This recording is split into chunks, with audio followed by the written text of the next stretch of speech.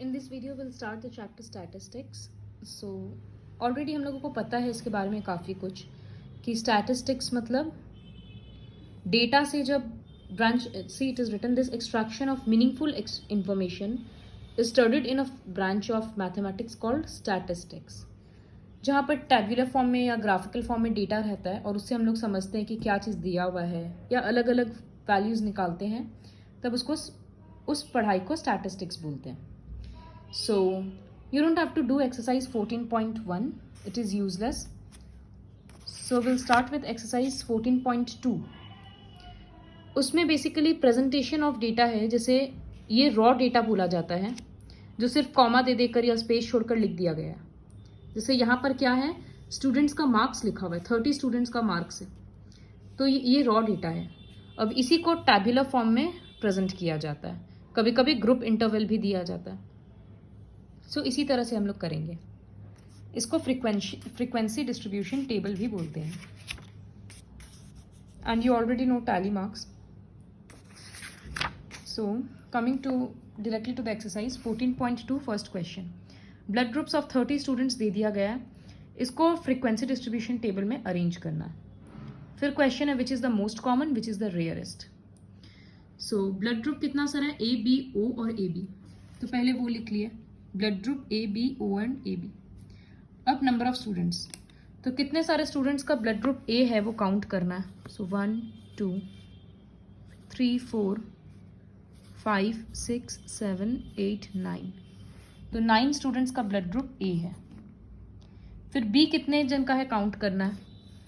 सो 1 अलग अलग से मार्क कर लेना ताकि समझ में आ जाओ. पेंसिल से करना, पेन से नहीं. 2 3 4 5 एंड 6. सो यहाँ 6 लिख दिया.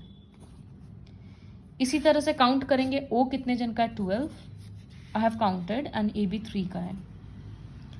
तो टोटल करके ज़रूर देखना कि वो गिवन से मैच हो रहा है या नहीं. जैसे यहाँ पर 30 स्टूडेंट्स हैं तो टोटल करके देख लेना 30 आ रहा है या नहीं. उससे समझ में आ जाएगा कि कोई मिस तो नहीं हुआ है ना. Now which is the most common. So most common जो सबसे ज़्यादा बार आया है O. So the most common blood group is O and which is the rarest A B. So A B is the rarest blood group. इस तरह से एक डेटा था जिससे हम लोग इन्फॉर्मेशन रिट्रीव किया. सेकेंड क्वेश्चन है distance of 40 engineers from their residence to their work place. मतलब ऑफिस से घर का डिस्टेंस दिया हुआ है 40 इंजीनियर्स का किलोमीटर्स में. तो इसको टैब्यूलर फॉर्म में लिखना है. लेकिन क्लास साइज क्या होना चाहिए, 5 होना चाहिए. तो मतलब हम लोग इंटरवल्स कैसा लेंगे, 0 to 5, 5 to 10, 10 to 15, इस तरह से. लेकिन एक बात को याद रखना है कि जब 0 to 5 लेते हैं तब उसमें जस्ट अ मिनट.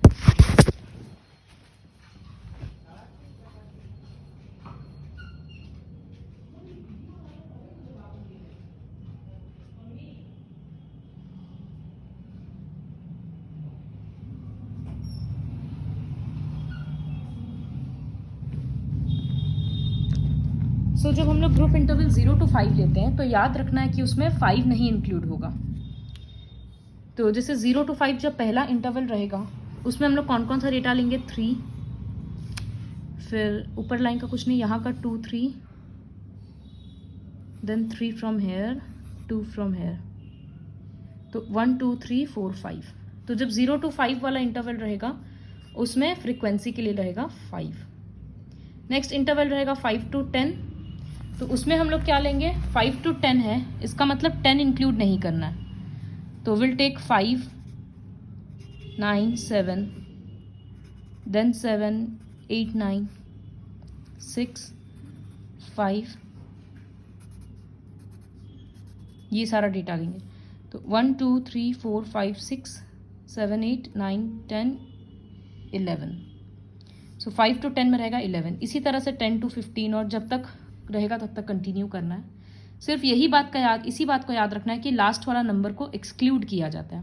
0 to 5 मतलब 0 1 2 3 4 देखना है बस. इसी तरह से ये क्वेश्चन है the relative humidity in percent of a certain city for a month of 30 days का ह्यूमिडिटी दिया हुआ है. अब एक ग्रुप फ्रीक्वेंसी डिस्ट्रीब्यूशन टेबल बनाना है. तो ये लोग ग्रुप इंटरवल दे दिए 84 to 86, 86 to 88 इस तरह से।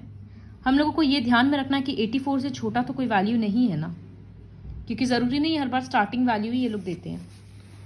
सो टेबल कैसे होगा, एक कॉलम होगा रिलेटिव ह्यूमिडिटी इन परसेंट और एक होगा फ्रीक्वेंसी। तो अभी तो देख ली कि 84 से छोटा कुछ नहीं है, तो 84 to 86, 86 to 88, 88 to 90, 90 to 92 कब तक करेंगे? तो हाईएस्ट वैल्यू दिख रहा है 99.2 तक है, तो हाईएस्ट 99.2 तक है, 99 यस, तो 100 तक तो करना ही पड़ेगा। सॉरी 92, और ये कंटिन्यूटी ध्यान में रखना कि रहे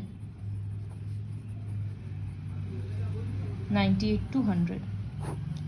फिर जब काउंट करेंगे तो 84 to 86 है, इसका मतलब बस 84 और 85 देखना है, और डेसिमल वैल्यूज भी देख सकते हैं।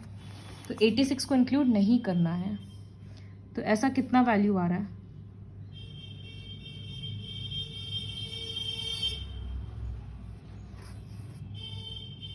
बस एक ही वैल्यू है, तो आई विल राइट 1 हेयर। फिर 86 to 88, तो 86 to 88 एक ये है 86.5 और नहीं है, तो यहाँ 1। फिर इसी तरह से सारा देखना है और टोटल करके लिख देना। तो रिप्रेजेंट हो गया। What can you conclude about their heights from the table? तो हाइट्स के बारे में क्या बोल सकते हैं? Oh sorry, this is the question.